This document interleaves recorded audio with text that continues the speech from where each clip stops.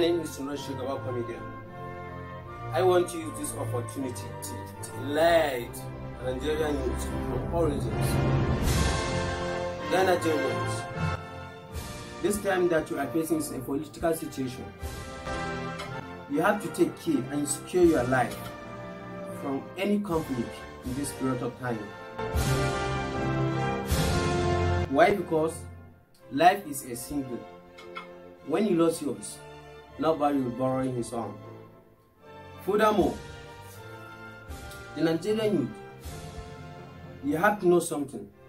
That your particular candidate that you are fighting on him, at any time you die, is from that day he will leave you and bring another ones that will replace you.